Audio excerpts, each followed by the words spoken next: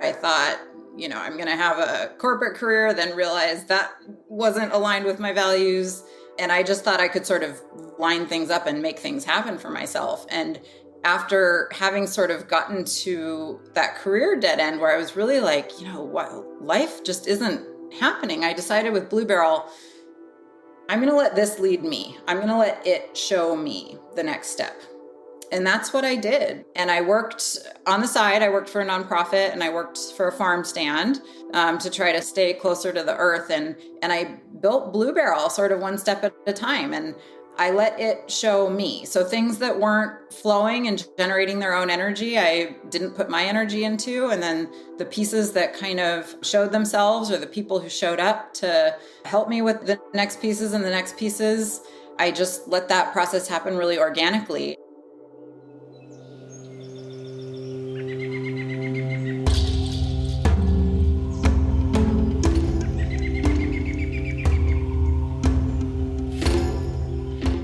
Welcome to the Regenerative Real Estate Podcast, a show about human environments and how they can be used as a force for good.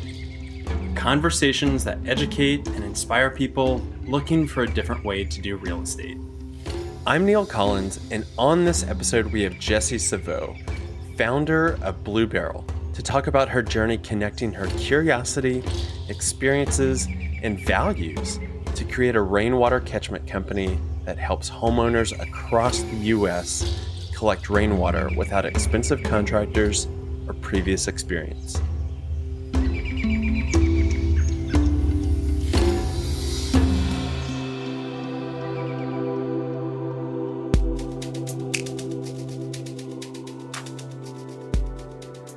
Have you ever noticed that within the sustainable real estate industry, there's a lot of talk around decarbonization, energy efficiency, and electrification, but very little attention is paid to how we use water. Just as the sun provides an abundance of light that can be harnessed for energy, so too does water fall from the sky that we can put to good use. Yet for so many people, especially those of us that live in urban areas, we don't really know where water comes from when it comes out the tap. And we certainly don't have a good idea of where it goes after that. The modern world's relationship to water is irreverent at best. We literally use trillions of gallons of water each year to water our lawns. We use fresh, potable water to flush toilets, and we consume enormous amounts of energy treating wastewater. On this episode, I'm excited to talk with Jessie Savou about her entrepreneurial journey to help ordinary people reconnect their relationship to Earth's natural abundance by disconnecting their downspouts. In order to create the company BlueBarrel, Jessie was able to repurpose barrels from a waste stream to be affordable resources that homeowners can use to create easy-to-install rainwater harvesting systems anywhere across the country. This low-tech, low-cost method has the potential to drastically increase resiliency for our homes, neighborhoods, and cities.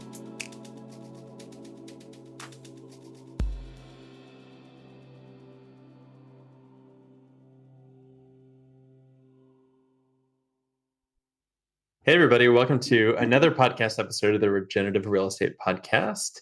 I am very excited because we have Jessie Savou on to the show today. And Jessie is the founder of BlueBarrel Rainwater Catchment Systems. And we actually had a really amazing presentation that Jessie did to what we called the Latitude ecosystem connection calls. And I'm going to do a shameless plug now that I'm just introducing this, Jessie, but those are just great ways for people to get to know a little bit more about topics like rainwater catchment, which is what we went into. And I'm still really lit up about our conversation around rainwater because this is an area that really comes up in the theme of regenerative real estate. And I know that you've listened to the show, and I know that we've talked a lot about what our backstories are. And that's something that's really important for me. And where I love to kick this off is just, where did you grow up and how did you start this real process of becoming an entrepreneur and interested in rainwater collection? Yeah, it is a good way to start. I grew up in Davis, California, which is a college town, but I went on a really long exploratory journey before I actually started Blue Barrel.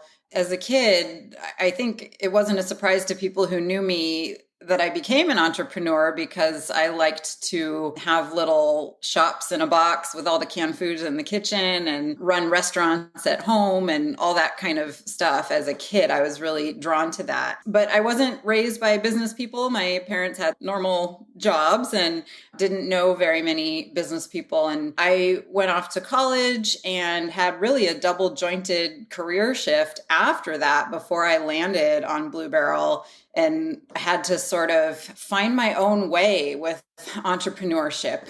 And I'll go back and tell a little bit of the story, and maybe you can help me identify the salient pieces of it. But by the time I started Blue Barrel, I actually did have a bachelor's and then a long gap and then a master's. My bachelor's was in linguistics and also in Spanish. And I worked in sort of a corporate environment for a little while, thinking at the ripe age of 23 that I was ready to be a career woman, and I worked in brand naming, and I was sort of hit with what corporate values really were all at once. So having grown up in Davis, which is a great environment, I wasn't really exposed to a lot of corporate thinking.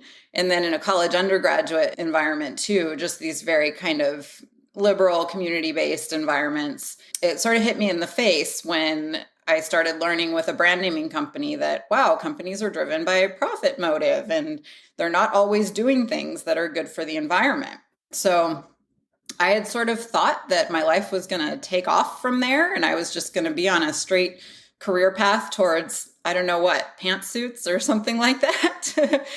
But, I think it was less than a year at the brand naming company before I realized I needed to go back and re-educate myself with more of a sense of what really the earth needs. I think I knew that earth was suffering, and it was suffering because of our built environments and because of corporate profit motives that were really driving things. And this was in the early 2000s at this point. I finished college in 2003.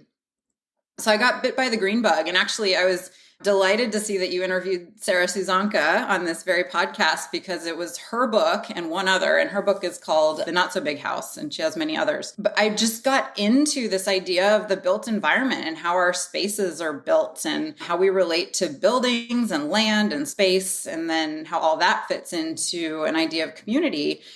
And a sense that there's a healthy way to do it and there's a not healthy way to do it. And that I really felt that our world was in a place where this is where we need help. We need to restore our relationship to place, really. So from there, I decided to, having just finished college, I thought, oh my goodness, do I need to do college all over again? The idea I had in my head was green architecture, and I had studied liberal arts, nothing to do with it. So I did take some time in applying to grad school programs and decided that I could really go in the way of landscape. I would have less re-education to do. I just didn't have the technical underpinnings to be an architect.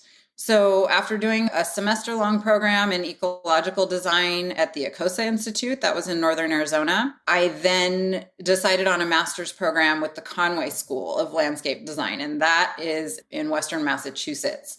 So in Arizona is actually where I first started learning about rainwater harvesting. And that's the niche I obviously landed on. I'm giving some broader context because, and I'll talk about the niche I ended up in, but I was drawn there by just this much bigger idea that we need to design our environments more in line with nature. Well, what an incredible place to pick up rainwater catchment than Arizona, like such a arid environment. What was there a reason that you're drawn to that institute? In that particular landscape? So I learned the Ecosa Institute offered a semester-long intensive program in ecological design. So I liked it because that was an opportunity for me to learn a lot in a short period of time without having to redo my whole undergraduate education. And it was a really great, very intensive kind of survey course in all of the ecological design principles. And we got to do design projects in the community. And it was sort of exactly what I was looking for. I sort of felt like I found my ilk amongst that program. And the founder of that program was an architect named Anthony Brown.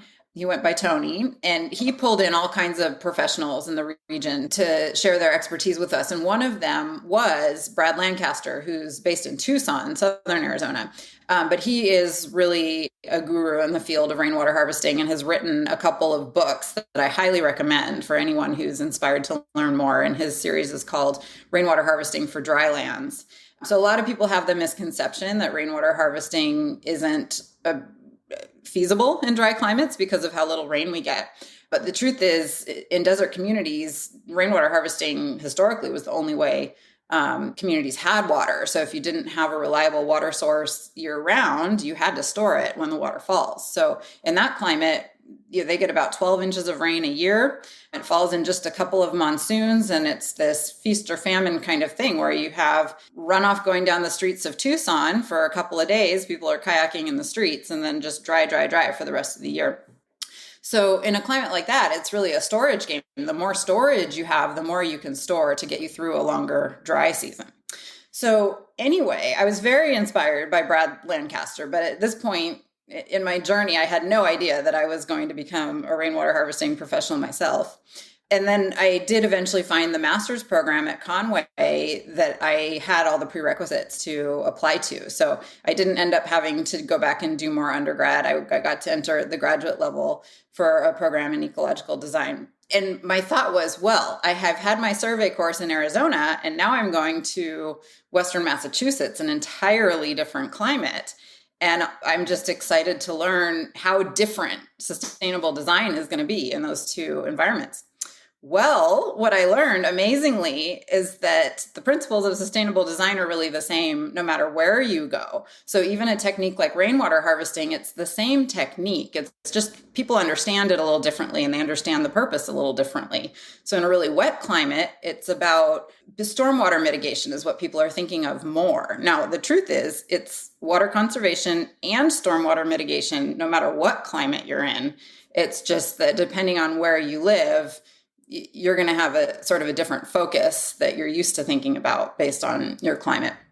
Because it's all about restoring the water cycle, collecting water off the roof and allowing you to get it back into the ground. So roofs and hardscapes, whether you're in a wet climate or dry climate, prevent the water from going where the water cycle wants it to go, which is back into the ground. And rainwater harvesting is a mitigation, really. It's how we're able to capture the water that would run off these surfaces, and now we're stewarding it back into the ground. So again, on the East Coast, the program was not focused on rainwater harvesting. I had a little bit of an opportunity to incorporate it into some of the projects I did, but it was a much broader sort of ecological design course that I did. And that ultimately led me to my I said I had a double jointed career shift, I think. After that program was the second shift that ultimately led to BlueBarrel.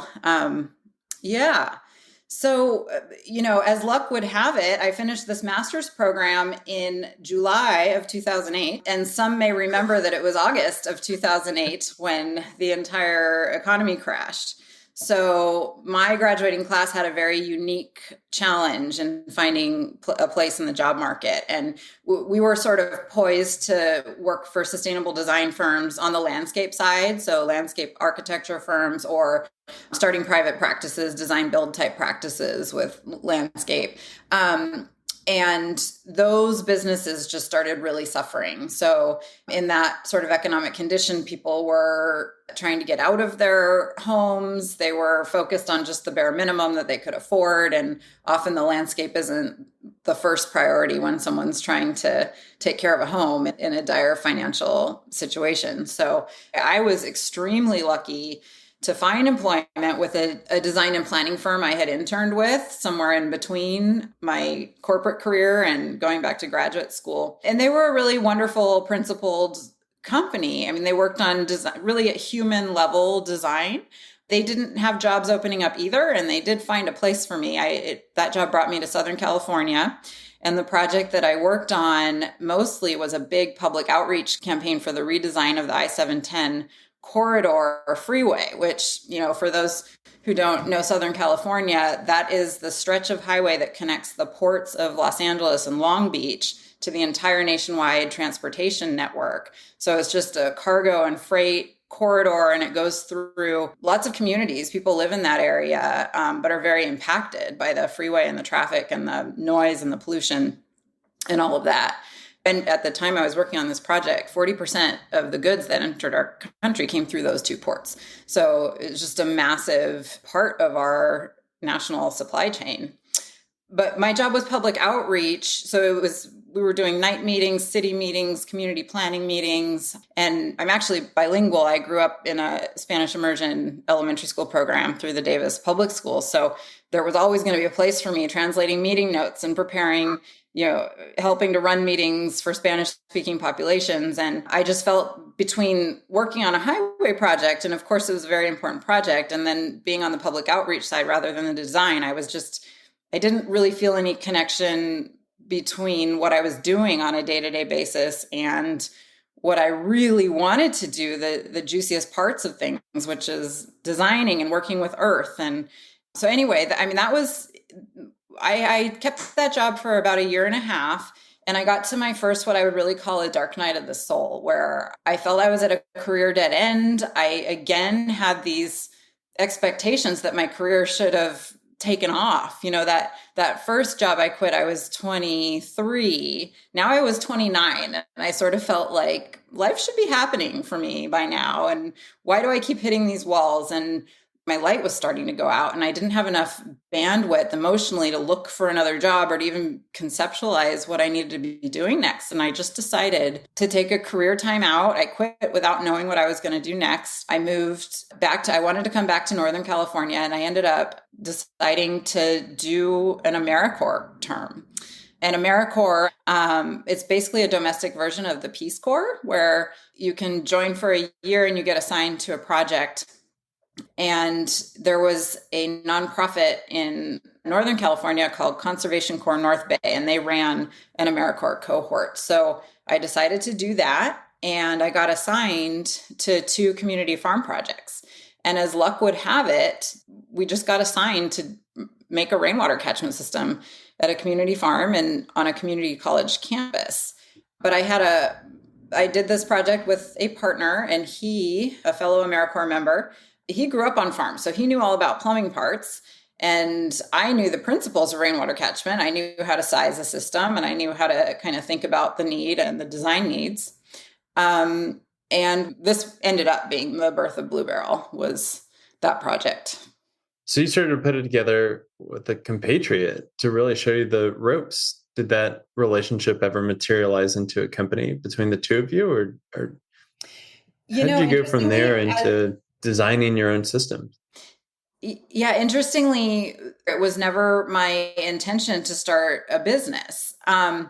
What happened was I was just driving on country roads in Sonoma County, and I went by this facility that manufactures organic fertilizers for hydroponics, so liquid fertilizers. And they had just a stockpile of 55-gallon blue drums. Now, people hear me say that, and you may know exactly what I'm talking about because most people have seen them. They're everywhere. They're in junkyards. People cut the tops off of them to store hockey sticks. People use them as ballasts for tents at events. But these are the standard blue barrels. And I just saw them and I thought, wow, okay, we're on a budget for this project. We had a budget of $1,000 to build a 1,500-gallon system.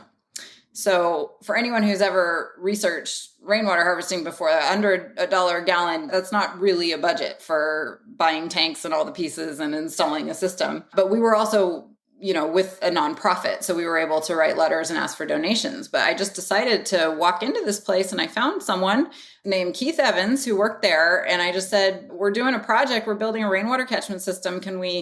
Are these drums for sale? Can we buy some of them from you? And he said, these drums are a waste problem for us. We order our raw materials in these barrels, and then we stockpile them until we have enough to pay a hauler to come and take them away to recycle. And he says, you can have them. So with those drums and with my project partner, John, and our farm supervisor, Henry, we were able to come up with a design. We flipped them over. They have 2 kind of screw caps on the top, and we linked them all together underneath. We had 22 barrels, and that was the first system I actually built. And it ended up being the prototype for the BlueBarrel system. So 22 barrels at 55 gallons a piece, is that right? That was the first system, yeah. So that's 1,210 gallons. What would a system like that cost you at the time if you hadn't have DIY'd and found blue barrels for free? And I don't even know how to answer that question. I mean, it would have been a few $1,000s for sure. And it depends if you're DIYing or hiring somebody. But we were deciding whether to go, if we wanted 1,500 gallons, were we going to do a couple of big tanks or were we going to do a line of smaller barrels? And that's what we ended up going with because we found the material. It was sort of as a result of finding that material that we were able to do it. So what we spent our budget on was the piping and the PVC piping to put it all together. And we linked the barrels from underneath. At the time, we had no idea how unique that was. And I'll just put a bookmark in there because that's the design that ended up being so popular with BlueBarrel and really kind of setting us apart on the market as a really functional approach for a low budget and do-it-yourself design. And then we replicated the same thing on the top. So we had a big piping system, a big pipe running along the top with a 2-inch pipe coming down into each barrel to let the water in.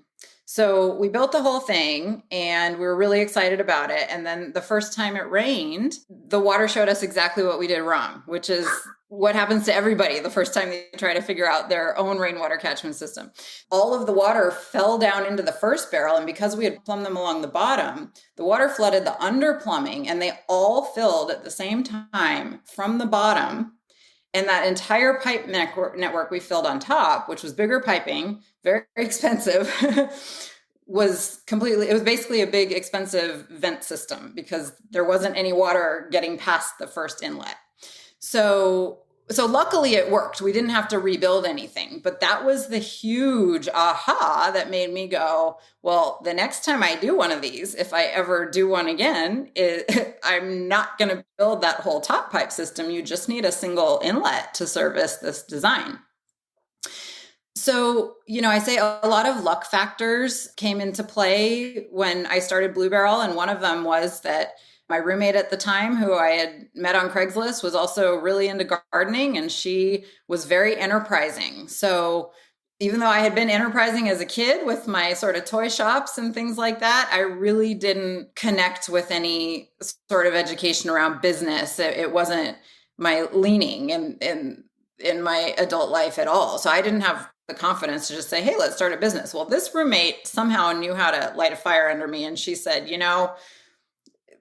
this is cool and you should do something with it. And she was partnering with another friend at that time, another woman who had a 10-year career in hardcore construction. And this woman decided, her business at the time was called Tool Girls, GRRLZ. And she wanted to get out there and teach women how to use power tools. So the two of them had led a workshop on, some woodworking stuff. And they said, well, why don't we do our next workshop with rainwater systems and we'll build this design at our house. So we did. So that was the first BlueBarrel workshop. And now I had BlueBarrel systems at my house. And this time we were smart enough to not build the whole unnecessary inlet manifold. So the design got refined a little bit. And then at that first workshop, we had someone there who wanted to host the next workshop. So that's how the business was born. And in the early days, I was still very intimidated by the idea of starting a business. I didn't know how to put all the pieces together. And I decided, in my entire life prior, I had been very driven. I knew where I wanted to go to college. I went to Stanford. I thought, I'm going to have a corporate career, then realized that wasn't aligned with my values. And I just thought I could sort of line things up and make things happen for myself. And after having sort of gotten to that career dead end where I was really like, what, life just isn't happening, I decided with BlueBarrel, I'm going to let this lead me. I'm going to let it show me the next step. And that's what I did. This was 2010, 2011 was the AmeriCorps year, and 2011, 2012 were my biggest R&D years for BlueBarrel. And I worked on the side. I worked for a nonprofit and I worked for a farm stand to try to stay not get sucked into a corporate career again and just stay closer to the earth. And I built BlueBarrel sort of one step at a time. And I let it show me. So things that weren't flowing and generating their own energy, I didn't put my energy into. And then the pieces that kind of showed themselves, or the people who showed up to help me with the next pieces and the next pieces, I just let that process happen really organically. And I did have a vision for it. In those early days, I did workshops and I did installs. It was never my intention to do installs. I am not a handy person by trade. And it was kind of intimidating to me, the idea of working on somebody else's house. But there was a demand for that. And I had a few people who didn't seem to mind having me put together a system at their house. And I knew it was important that I did that in the early days, just to get to know the system design myself and keep refining it. But it was never my intention to be a local service provider. My vision for this business was to be able to provide something scalable that I could sell online and make available to people all over the country. So that's what BlueBarrel ultimately ended up being. And I think I skipped an important step. That first barrel supplier we found on the country roads of Sonoma County, he generated these barrels and they became BlueBarrel's first participating barrel supplier. So ultimately we launched our online store in 2014 with 5 or 6 participating barrel suppliers, I think. So it started small, and today we have 76 plus participating barrel suppliers. So these are businesses like food producers, the fertilizer manufacturers. Some of them actually are container resellers that are part of our network, so that our customers can customize a multi-barrel system on our website. And then when they check out, they get a voucher to pick the barrels up locally. And then we ship just a small box with the kit to put it all together. So interestingly, that was the vision from the beginning. And then I just held the vision and I let the business build itself. And it's by some miracle, here I am today, 10 years later, talking about it. Now we got to wade into that. That is just too good. I got a page of notes already. But you're putting out this concept. You have a vision that it wants to be national, but it strikes me that you can't just it's going to come. Like there's a lot of work to figure out. I want to be in this market. This is where this supplier is. This is how I can put that together. How did the word even travel so that somebody in Alabama, of all places, I don't think of a lot of folks in Alabama running out to capture rainwater off the top of their houses because it rains a lot there, being like, yeah, I want to go find ways to harvest rainwater. How do you create a company that does that? In a word, Neil, Craigslist. So, and I'll explain that more. A lot of BlueBarrel is left to chance. So where the barrels are is where we sell systems, and that changes. It changes seasonally and it changes over time. But it might help if I give a little bit more background about these BlueBarrels. So these are industry standard food grade shipping drums, and it is what the entire global food industry uses to ship raw food products overseas. So they collect wherever there's food manufacturing. Here, and just to give a live example, imagine you own a sauce company. So you're ordering vinegars, you're ordering oils, you're ordering tomato sauce, things like that. You're ordering them in these food grade drums, and then you empty them in your factory and you bottle up your product, and then you've got these empty drums. Well, the food industry is highly regulated and the barrels cannot be reused for food purposes. So they are these very high quality, UV resistant, made of food grade plastic drums that can't be reused. So it turns out some of them do get tossed and recycled, which is too bad, but they're so high quality, really, there's a big secondary market for them. And that's where BlueBarrel plugged in. So I couldn't have planned this. It's not like I was sitting there going, where do barrels end up? And how am I going to get a hold of them? And how am I going to, again, it was a confluence of luck and me being willing to just trust the next step and trust the process. And I started small enough. I had another job and I was able to just see how it goes. It was my attitude for those first few years there. So one thing did lead to the next, and I learned that these barrels really are everywhere. So we started doing outreach. We had developed a model with our first few barrel suppliers, very simple agreement we keep with them. So, and this is another thing I could not have planned as a business person. One of the things that's kept BlueBarrel's cash flow healthy is that we pay for the barrels after they're sold. We don't pay to store them. We make them available on location. So the barrels are where they are anyway, and we just have an agreement with the barrel supplier. They get a free listing on our website. It costs them nothing.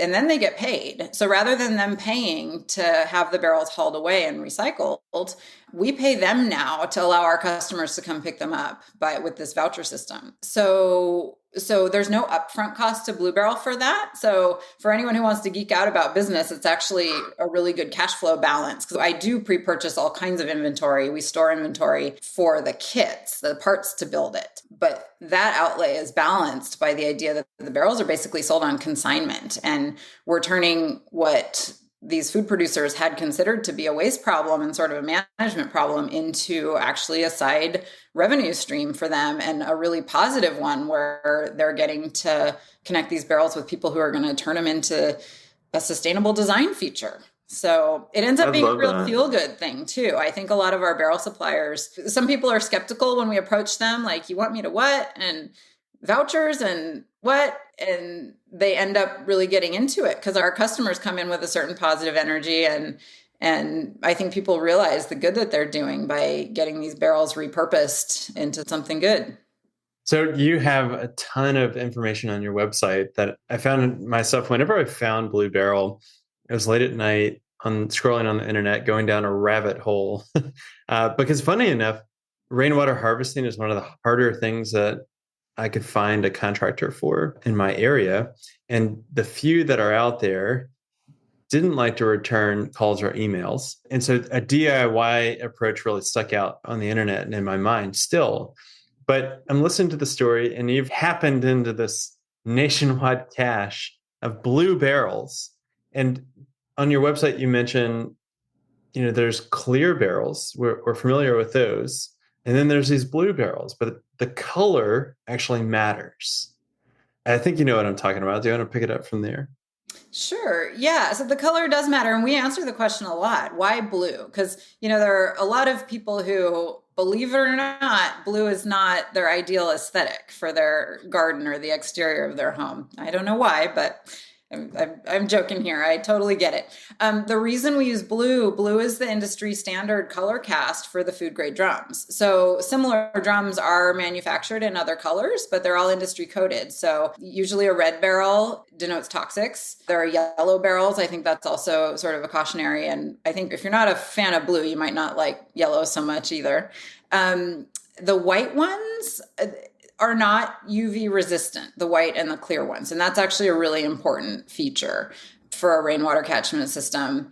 And then the black ones are often made of a recycled plastic that's not a food grade plastic. And just to be clear, when I'm using the word food grade a lot because the barrels are made of food grade plastic, the blue ones anyway, and that's a feature that kind of distinguishes them as a really high quality reusable drum.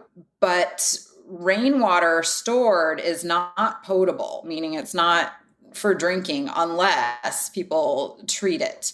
And that's sort of a different realm. And we don't focus in potable systems just because it's not legal to sell a potable system in a used drum.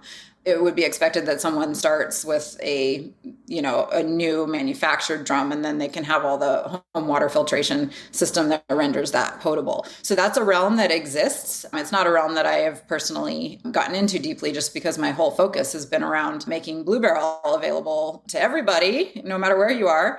And we think of it as an irrigation solution, which really is where there's a big need for water and water cycling.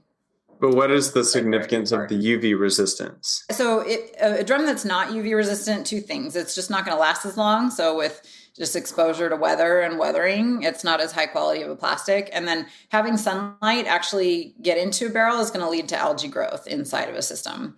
So if you can preclude sunlight 100%, you will not have an algae problem.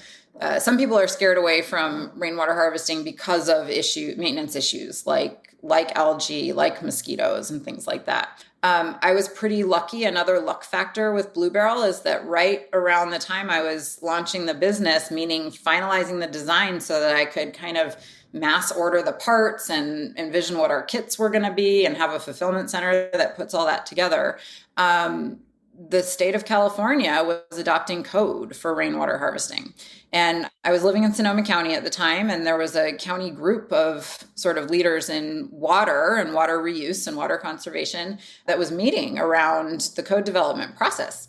A lot of people get, squirrely when you start talking about code, but I was actually, to me, it was perfect because there are a lot of rumors out there that rainwater harvesting is illegal. And I'll just say, cut to I don't need to keep you hanging on this. It's not. And if you think it is, go try to look up a local code that makes it so. What the code did, I think, was help alleviate the misconception that it ever was illegal by actually outlining what you need to do to collect water safely. So there were all these just sort of steps and features that need to be included in a non-permitted rainwater catchment system design. And because of the timing and because of my involvement with that group, I was able to ensure that the BlueBarrel system design met all those checkboxes for a do-it-yourself system that does not require a permit, assuming you build it per our instructions. So anyway, a UV resistant tank is part of that. The mosquito abatement is part of that, the way we screen the inlets and all the openings. And then it's actually a completely closed design. So a lot of people who DIY a system are going to use an open drum, and you will have issues with mosquitoes in that case. Even if you screen it, you're going to have a lot of sunlight getting in there, and you'll have algae growth. So anyway, the BlueBarrel system design, we made sure to button up all those details from the beginning so that our customers can have a successful experience the first time. I think that was the value of that farm project. We learned so much. And I heard others, as I was developing this and doing workshops, I would have people who are contractors and, experienced builders come to these workshops. And I'm sitting there a little intimidated going, well, I'm not an experienced builder, but I know how to build this particular rainwater catchment system design.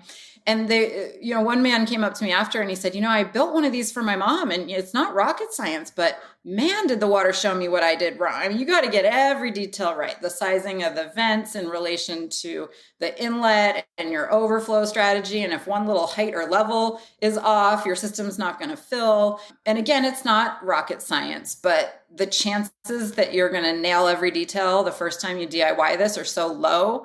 And I think that's what BlueBarrel's value proposition ended up being, really, is that you still get to DIY it, but we figured out all those details for you, and we're going to make it easy for you. And wherever you are in the country too. So that's ultimately what kind of lit the fire under me. And I knew because of the supply chain of these drums and because of the ease of shipping these kits and because of the ability of a website to let people customize something, this was something that could be everywhere as easily as it could be in my own community. Why do you think that nobody was doing it up to that point? Created the company.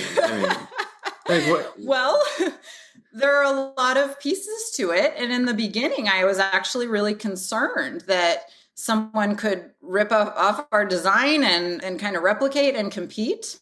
The truth is, Neil, because of the organic fashion and the way it all came together, I don't even know how I could tell somebody how to do what we do. It's sort of a miracle of letting something that wanted to exist come through me. That's amazing. I love that answer.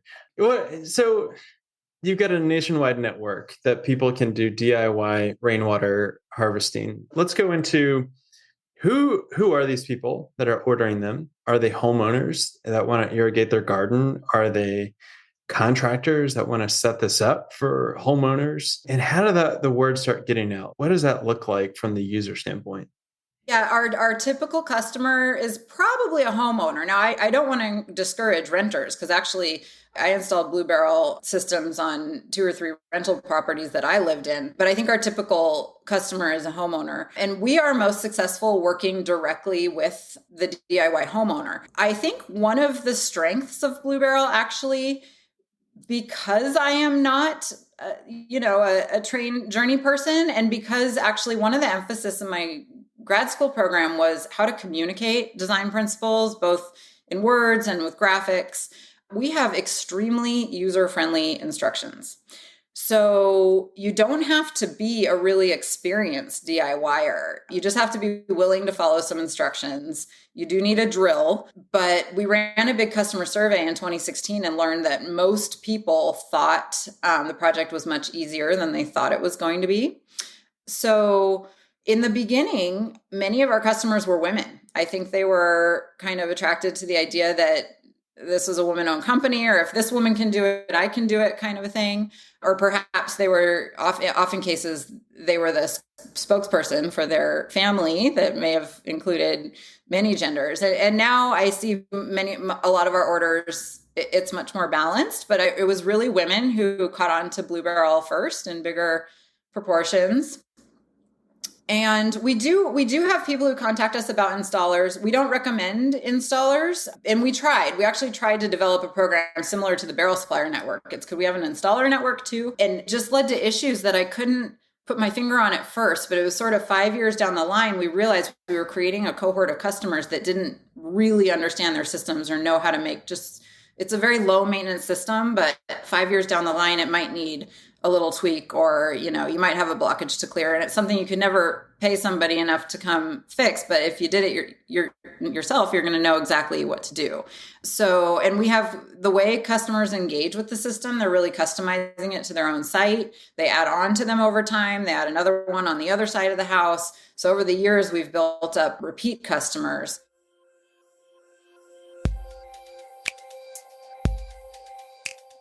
I want to take a quick break from this episode to tell you about our work at Latitude that supports this show. We work within the real estate industry, and let's be honest, real estate agents don't have the most sterling reputation as far as professions go. And there's good reason for that. It is the epitome of a transactional industry that shows little regard for how we inhabit the planet. And that's a shame, because real potential exists to help people create healthy, resilient, and beautiful homes and habitats when they are ending one chapter in their lives and dreaming into the next one. A time when people are making financing decisions involving hundreds of thousands or even millions of dollars that have decades-long lasting implications. A time when physical structures are being inspected, updated, and transacted. At Latitude Regenerative Real Estate, we want to change this. We see the real estate sale as being the most potential time to begin the transformation that we all know is sorely needed for homes, buildings, and agricultural lands. We envision real estate professionals that do more than just open doors, but help people navigate financing, negotiations, zoning, and contractors in order to create environments that go to support both people and planet to thrive. As a public benefit company, we have a growing community of change agents located across the US that work with buyers, sellers, developers, and earth tenders. Reach out to us to tell us how we can help you with your real estate dreams and aspirations. You can visit our website at chooselatitude.com to see properties for sale, find value-aligned companies and organizations to help with your project, and get connected to a change agent near you.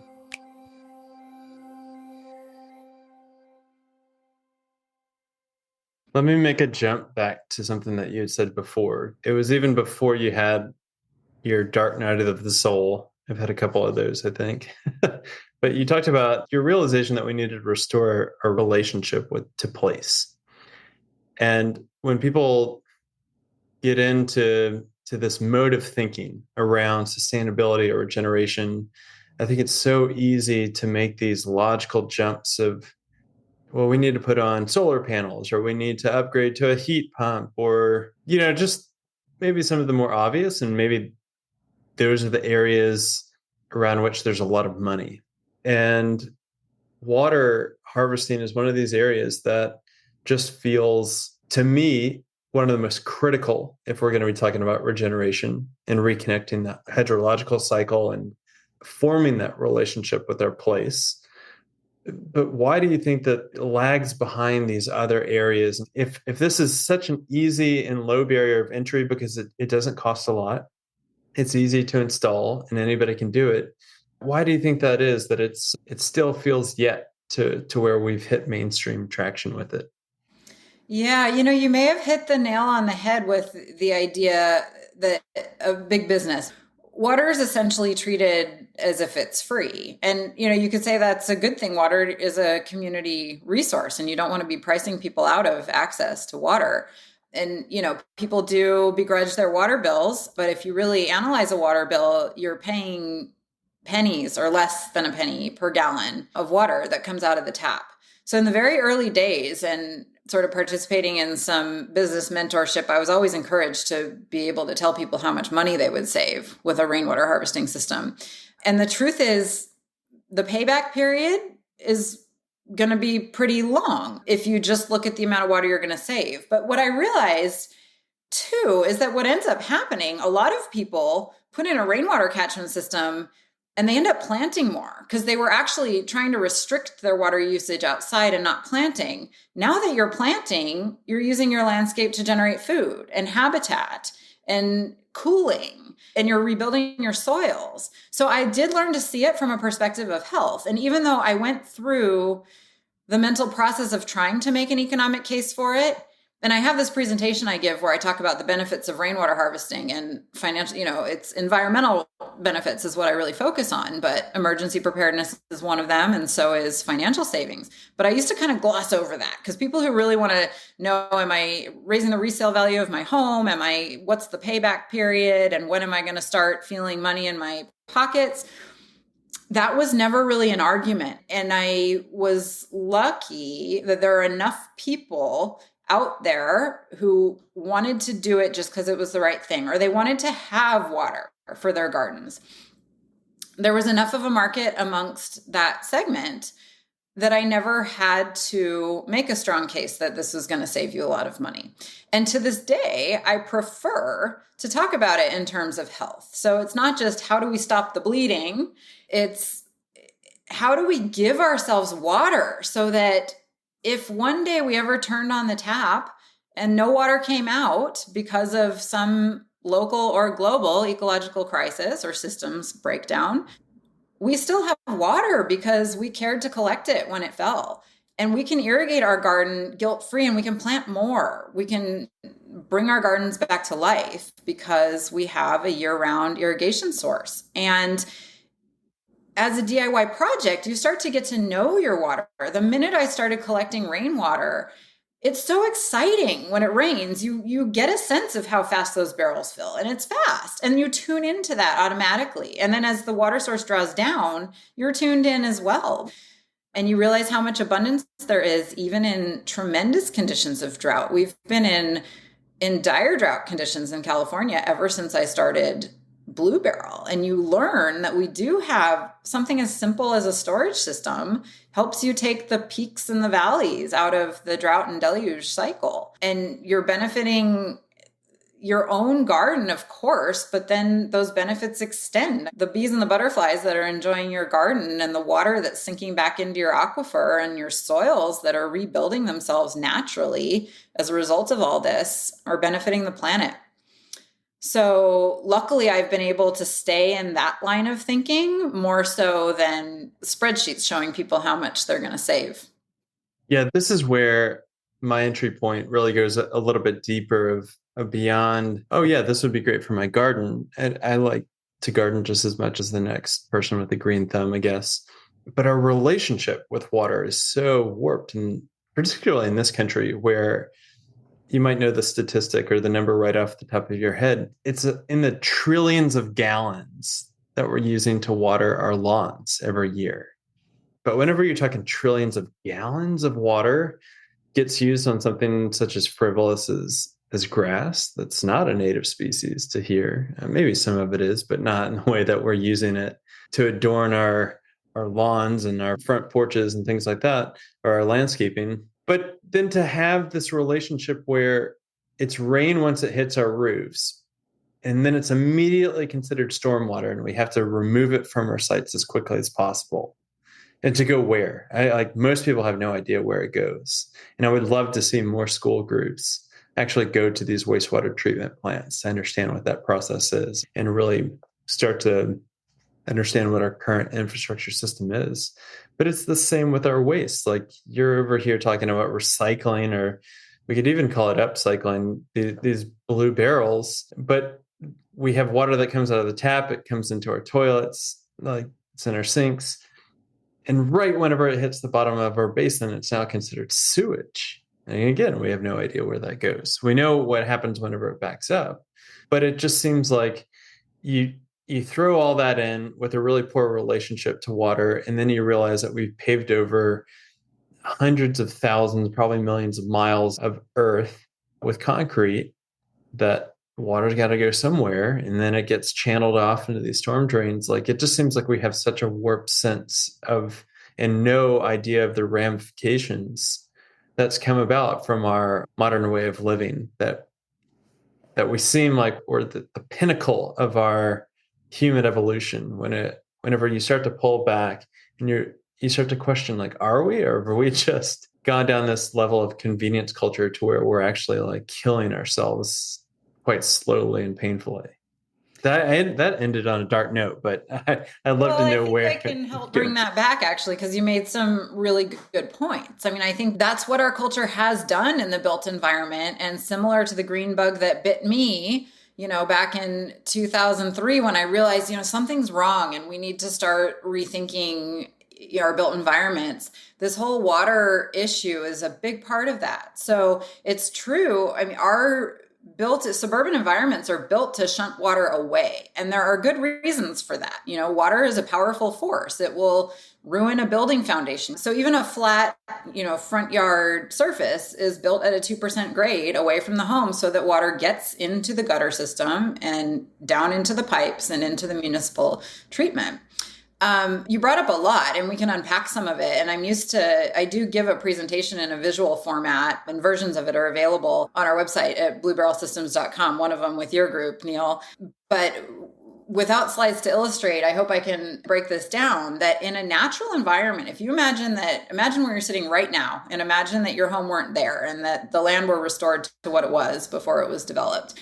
The rain that falls in the ground, for the most part, sinks in, and it hydrates the soils, and it nourishes the plants that are there, and it refills the deep aquifers. And some of it will run off, but it won't be polluted runoff because there are no human inputs to pollute it. And it'll keep the base levels in the local rivers and streams. And that's the healthy hydrologic cycle. And then the earth is holding enough moisture and supporting enough plant life that you have evaporation happening, creating more clouds and regenerating. That's what we call the hydrologic cycle. So really, I've gotten used to the idea that we don't have a shortage of water, not globally anyway. Water doesn't go away. It's a closed loop system. So our Mother Earth is still stewarding and hosting as much water as she ever did.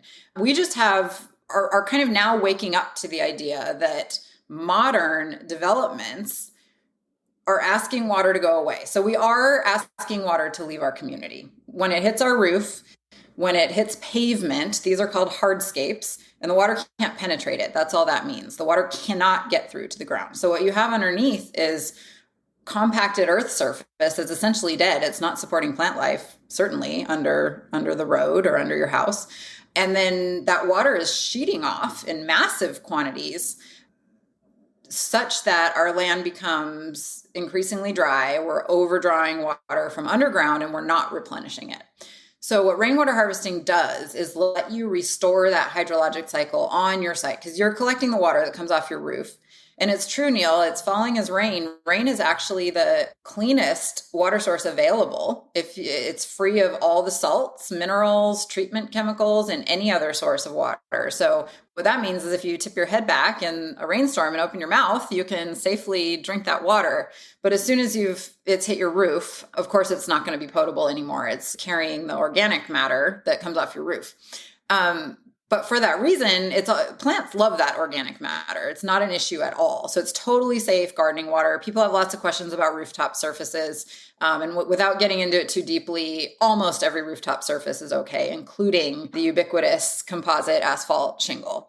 We have blogs on our website with a lot more detail about some of the nuances like that for folks who want to get deeper into it. But I think, in terms of regenerating the hydrologic cycle, you start to feel abundance again. So even living in California, I've been able to garden lushly, and I don't feel any self-conscious about that because I actually do feel like I'm bringing the property back to life.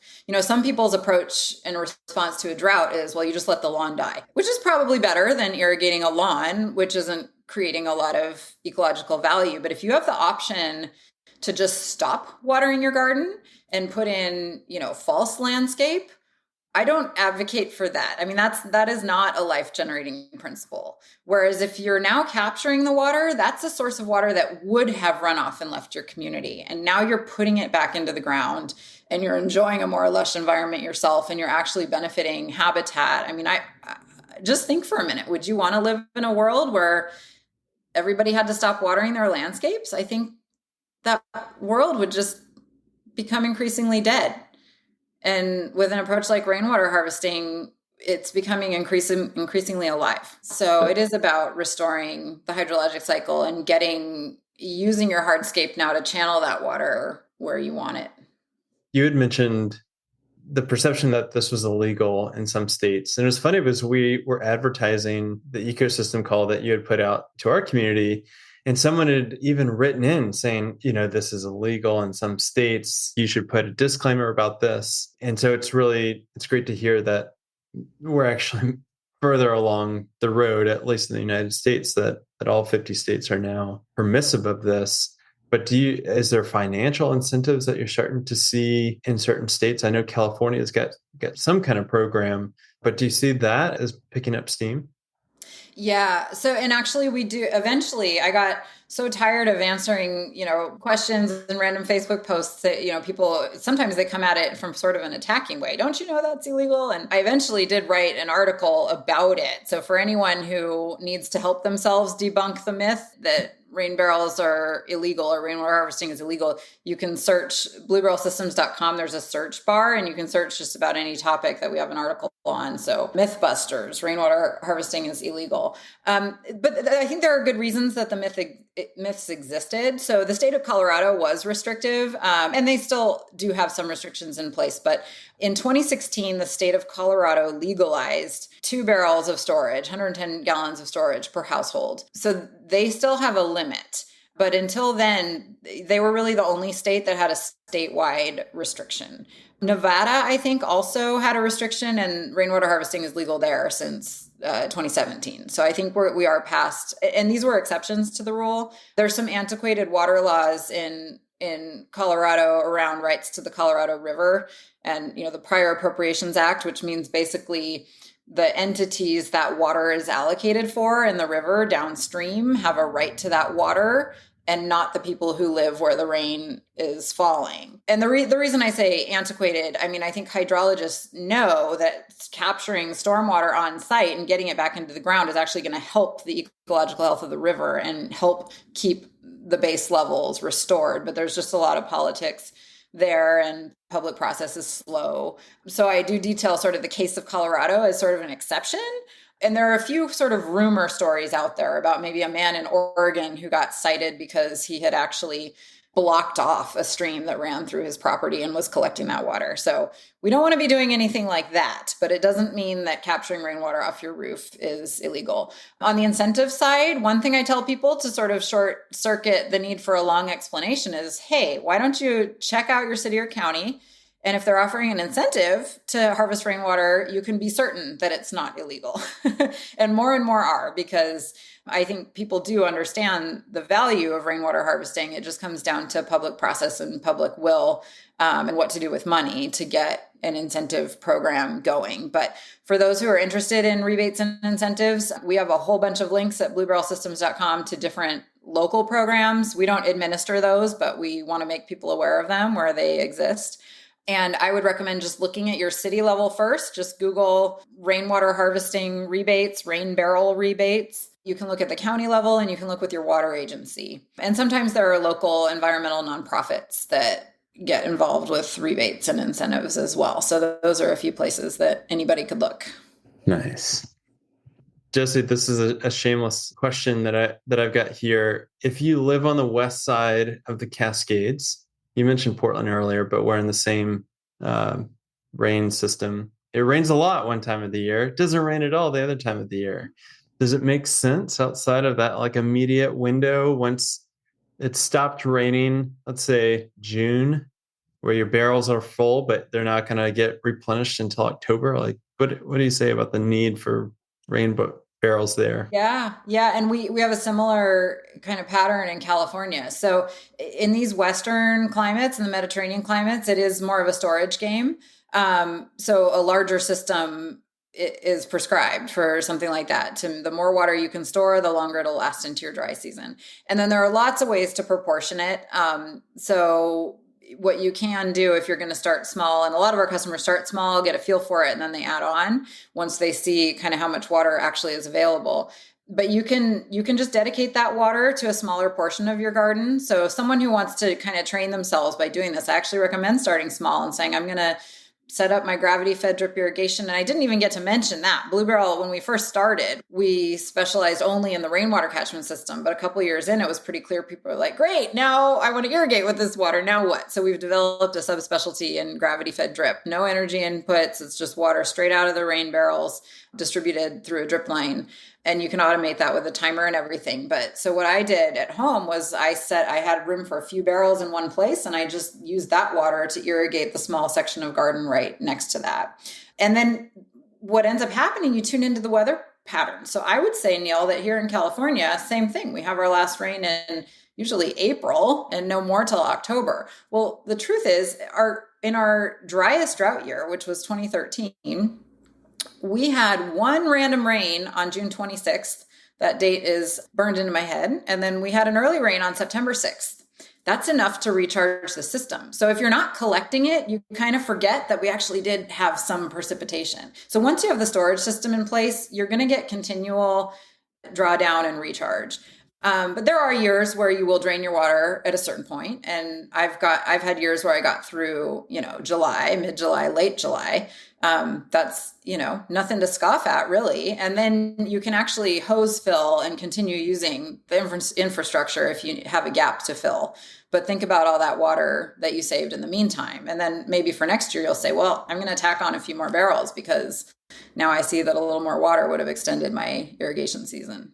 No, that's been a burning question for years. So I'm glad that we were able to get there. Yeah. And if you live in other parts of the country, you're going to get a lot of efficacy out of the smaller systems. So in the southern climates and on the East Coast, where you do have summer rains, we saw a lot of 2-barrel systems, 3 and 4-barrel systems, because you store just a little bit of water to patch you over between rains. And it's very efficacious there. And yeah, in Western climates, we're selling much larger systems. People are doing them on multiple downspouts. And I always encourage people who have the space and the budget and the design capacity, go for a larger tank. I mean, you can get 5,000 gallon tanks if you want to get real serious about it. So yeah, so that's how you need to, it's storage.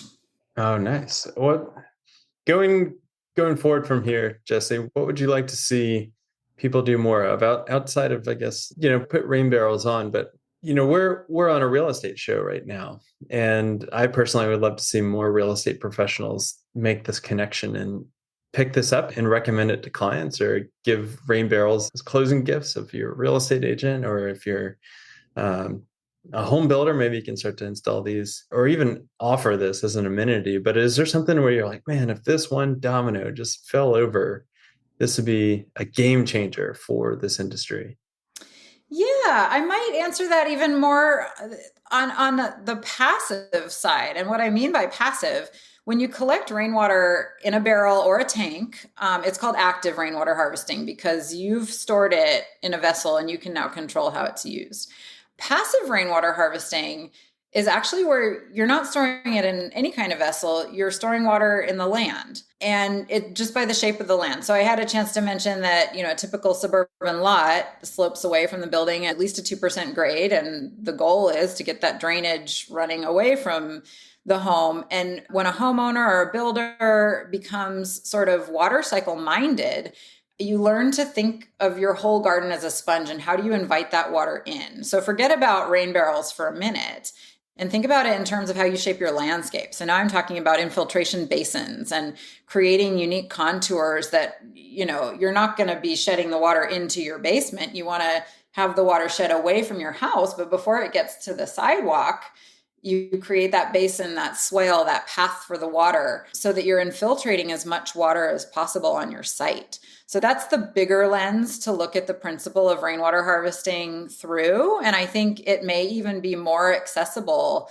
to a builder, someone who's working in the housing market, because everybody wants a garden. Everybody wants a beautiful garden. Not everybody has the readiness for rain tanks or barrels, and some do. But I think once you get used to seeing that water cycle in and through your property and enrich your land and help the greater environment, that'll help people's readiness also for active rainwater harvesting.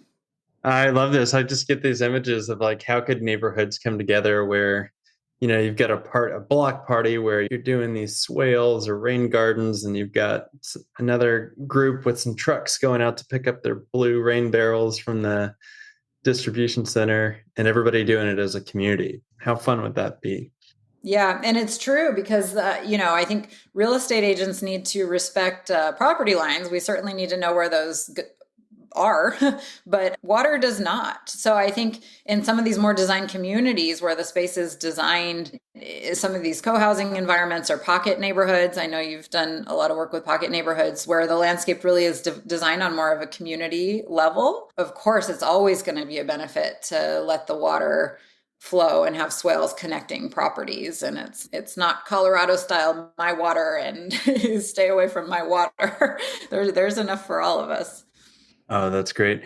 Well, Jesse, this has been an absolute pleasure. I just get so much inspiration about what you're building and how you've gone about to do that. I mean, what an incredible example that I love to hit on this theme of just like really incorporating your story and just the radical trust of like, let me see how this can emerge is one of those that we don't have a lot of examples, because it's usually like we get this idea and we want to like muster it with our brains and like, how do we scale it to be global and, make all this money? So what a fun way to see this come about, and to know that you're also taking a bunch of rain or blue barrels out of the waste stream and put them at your house. And I just want to let people know you can also paint them, and they don't just have to be blue if you're worried about that design aesthetic. But I know you plugged your website once, but do you want to share just where people can get more information about the DIY BlueBarrel rainwater systems that you have?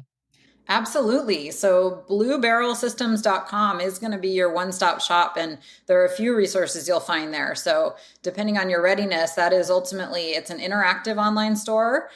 So we walk you through the steps of siting and sizing a system, and then ultimately customizing your kit. And then for those of you who want just more information and planning tools, and like Neil said, of course, the barrel painting, we have all kinds of topics available on our blog for how every detail of the project. The inlet system, the leaf filtration, different ways to mask and decorate. And then we have a customer photo gallery and also a video gallery where you can really get inspired about what these can look like. So again, I mean, I really point to my customers all over the USA for some of the best examples we have of being able to take what BlueBarrel provides and then make something really beautiful and customized to your site. So I do encourage people to take advantage of that resource. And in our video gallery, we have lots of little short how-tos, product features about some of the unique features of a rainwater system that people usually have questions about.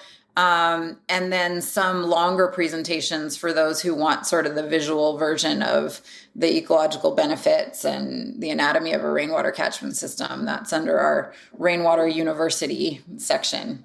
So you got it all. Yep. Amazing. One-stop resource. Oh, that's great. Well, the holidays are coming up. Maybe we can start some trend of buy your family a rainwater catchment system. There you go. Or one for yourself to start with. There we go.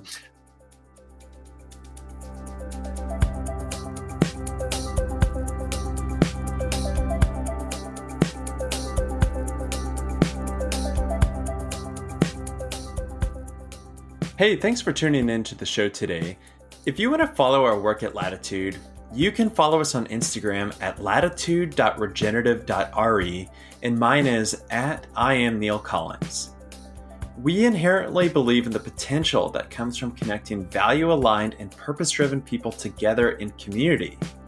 That's why I encourage you to join our mighty network and introduce yourself to the other people working across the globe to advance a more regenerative, resilient, and beautiful world. Here, we want to know what you're working on and what inspires you.